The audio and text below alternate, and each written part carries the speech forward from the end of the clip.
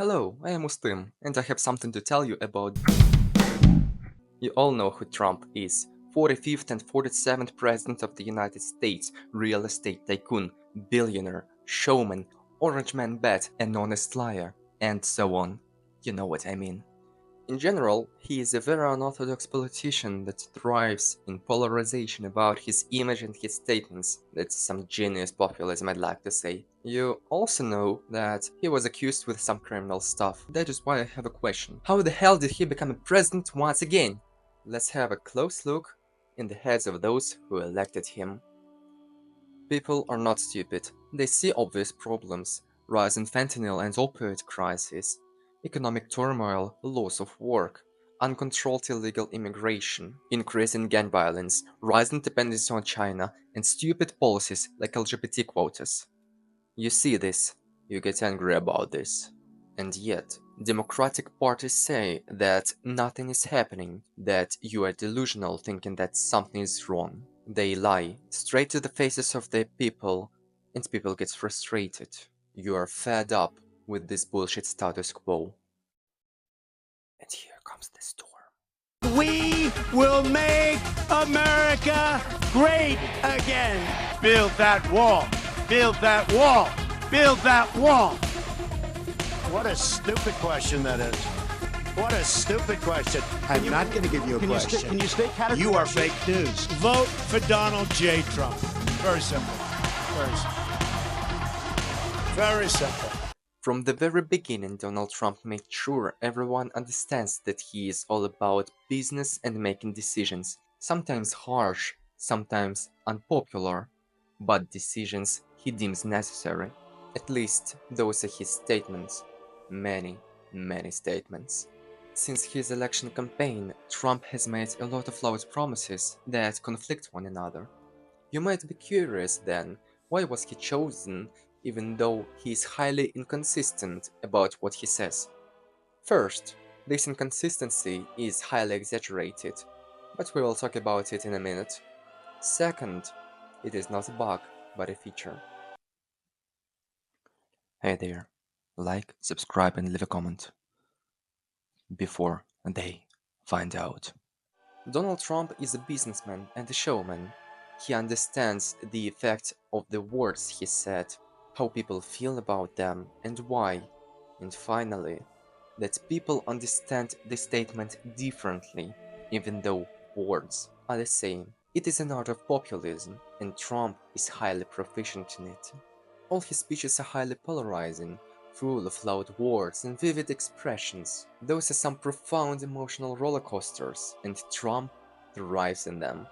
In the end, no one is left indifferent. And still, you shouldn't consider that people don't notice it. They do, and they let it pass, but not without reason, you see. Their sight is fixed on the faith that something will eventually stick, and hopefully something to their liking. At the very least, he is a patriot, and he is doing the best he can for the sake of America. You may agree with what Trump is saying or disagree, but his speeches are full of love and care for the United States. American interests are #1 priority, though what he thinks is beneficial for the US might not be that good in the long run, especially talking about foreign politics.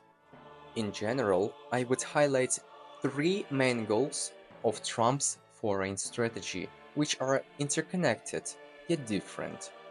Those are: elevate American influence, increase global trade security, and decrease China's influence.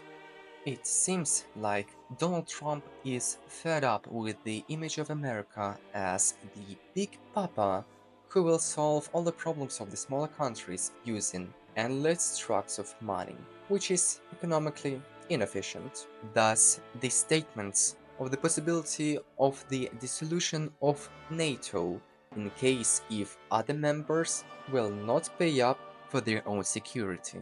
It is a bold and effective move, which has led to the better allocation of defense spendings of NATO members. It is though fair to assume that Trump would not leave the defense alliance no matter what, and those are just negotiations tactics very effective indeed. And that is just one of many examples how Donald Trump makes American voice being heard.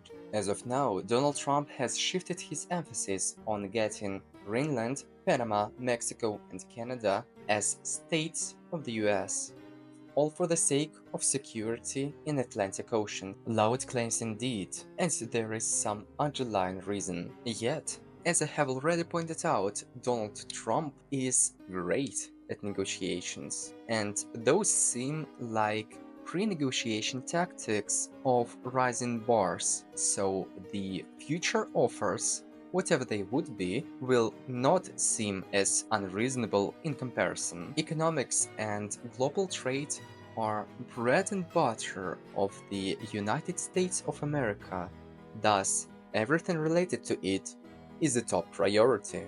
Unfortunately, trade can prosper only in the times of peace. Nowadays, as wars and conflicts sprout all over the world, it seems highly necessary to stop them or contain them as fast as possible, all in the name of growing GDP. And one of those crucial hotspots is war in Ukraine. As you already know, Ukraine is a crucial exporter of food in Africa. It is important, so stay with me. And it has a decent amount of rare metal deposits. On the other hand, Russia is a big supplier of carbon-based fuels, gold, uranium, diamonds, and chemicals. It would be highly beneficial for the United States to stop this war and to open up these countries once again for fair trade. It also has a great side effect, as an example that America has enough influence to stop the biggest war in Europe since World War II. Unfortunately, it is not going to happen. The only resolution of this conflict in the eyes of United States office is via fair peace negotiations, which is not possible due to Russia's ambitions.